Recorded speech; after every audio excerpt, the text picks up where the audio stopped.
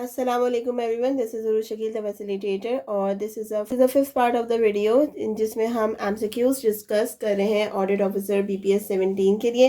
अब इस वाले वीडियो के अंदर जो मेन टॉपिक है वो that is the capital and the revenue expenditure. Capital अगर बात की जाए तो कैपिटल क्या होता है, तो capital expenditure will go for the long term, ठीक है, and it must be more than a year, मतलब एक साल से ज़्यादा तक के लिए।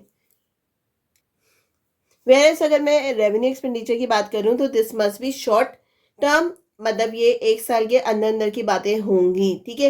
एंड दूसरा कैपिटल एक्सपेंडिचर जो होता है वो फिक्स एसेट के ऊपर होता है, मशीनरी के ऊपर होता है, बिल्डिंग फर्नीचर, ये सारी चीज़ें कैपिटल एक्सपेंडिचर में आती हैं। वेयरएस रेवेन्यू जो चीज़ें हमें फ़ायदा पहुंचाएंगी इन फ्यूचर लेकिन शॉर्ट टर्म पे, तो वो हम कहेंगे रेवेन्यू एक्सपेंडिचर हैं। Let's start with the MCQ number 1। An outflow यानी बाहर of fund to acquire the asset that will benefit the business more than 1 year accounting period, मतलब एक साल से ज़्यादा, ठीक है, एक साल से ज़्यादा बिजनेस को एक साल से ज़्यादा वो फायदा देगा, तो वो कौन सा होगा, कैपिटल एक्सपेंडिचर होगा। फिर है an outflow of the fund to meet the running expenses of the business that give the benefit to the current period. अब only our period, an outflow of the fund to meet the running expenses of the business that give benefit for the current period only, सिर्फ और सिर्फ उसी साल के लिए, तो वो क्या होगा, रेवेन्यू एक्सपेंडिचर। मैंने अभी आपको ऊपर समझाया। फिर है an expenditure that benefit the business for more than 1 accounting period, एक साल से ज्यादा अगर वो फायदा देगा, that is capital expenditure. An expenditure that will benefit the business only in the current accounting period, सिर्फ इसी साल में जिसकी वो अकाउंटिंग हो रही है, तो that is the revenue expenditure. An expenditure is considered revenue expenditure because, एक ऐसा एक्सपेंडिचर जो कि रेवेन्यू एक्सपेंडिचर होगा, क्यों, because it will benefit only the current accounting period. फिर ये बेसिकली इसी को डिफरेंट वे में पूछा गया है ताकि आपको समझ में आ जाए, and MCQ can be evaluated in any way, ठीक है, तो कुछ भी आ सकता है। An expenditure is consider capital expenditure, expenditure क्या होगा, जो एक साल से ज्यादा होगा, it is benefit for the future period. An expenditure repair, अब आगे repair which increases the production capacity, मतलब आप उसको क्या कर रहे हो, मशीनरी को रिपेयर करा रहे हो, क्या, क्यों, क्योंकि वो प्रोडक्शन कैपेसिटी बढ़ाए, एसेट की कैपेसिटी बढ़ाए, तो डेफिनेटली वो फ्यूचर में बढ़ाएगी, तो और मशीनरी है तो वो क्या होगा, कैपिटल एक्सपेंडिचर होगा। फिर आ गया an expenditure on the repair of the machinery which increases the useful life of the asset, उसकी जिंदगी को बढ़ाने के लिए जो आप एक्सपेंडिचर कर रहे हो मशीनरी की जिंदगी को बढ़ाने के लिए, वो भी कैपिटल एक्सपेंडिचर होगा। Expenditure on the repair of the machinery which improve the production quality of the asset, जो आप प्रोड्यूस कर रहे हो उसकी क्वालिटी को बेहतर करने के लिए अगर आप मशीनरी के ऊपर काम कर रहे हो, that is also the capital expenditure.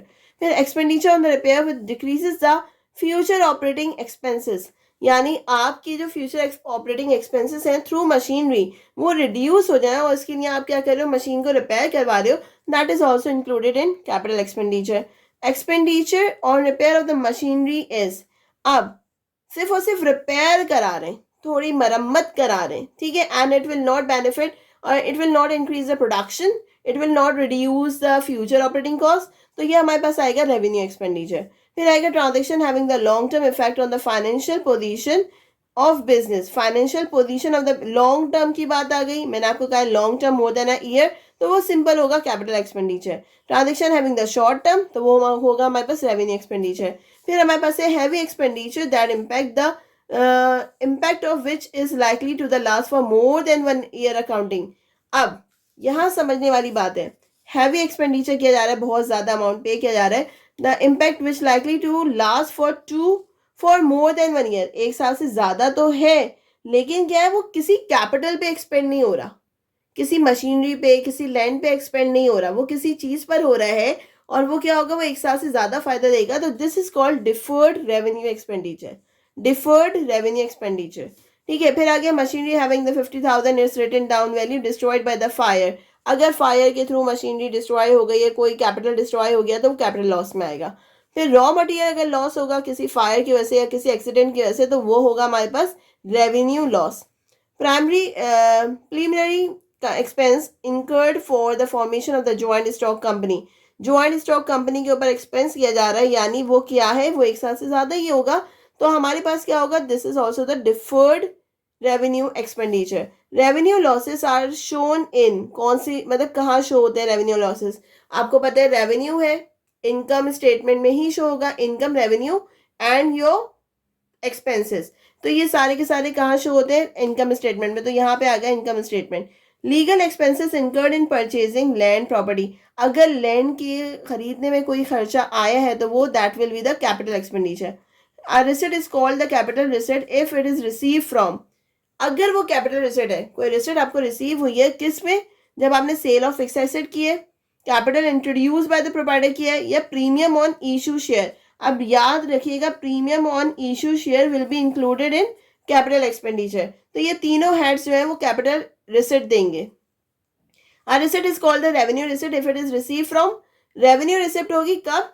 जब वो सेल ऑफ गुड्स से आपको मिल रही हो, डिस्काउंट रिसीव हुआ हो या इंटरेस्ट रिसीव हुआ, ये भी बिजनेस को ही रिसीव हो रहा है, तो हम इसको बोलेंगे भाई this is called the revenue receipt. फिर आएगा तो profit is capital profit if it is receive from sales of good.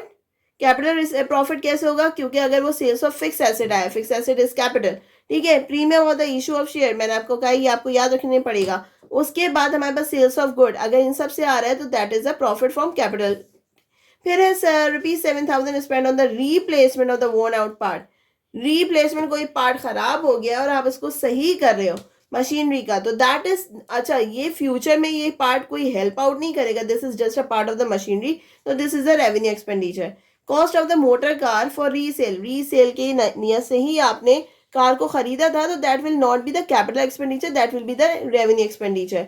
अब business purchase second hand machinery and spend, अब आपने एक मशीनरी देखी कि मुझे सस्ती मिल रही है, अगर इसमें 2,000-3,000 का काम कराऊंगा तो मेरी ये मशीनरी काफ़ी लॉन्ग रन जाएगी, तो आप खरीद क्या रहे हो? मशीनरी खरीद रहे हो, तो that is the capital expenditure, और वो पैसे भी उसी में आएंगे।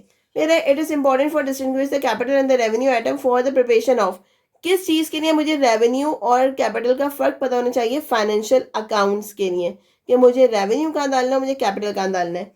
Payment made for the purchase of the office furniture, office furniture तो कैपिटल पेमेंट हो गई।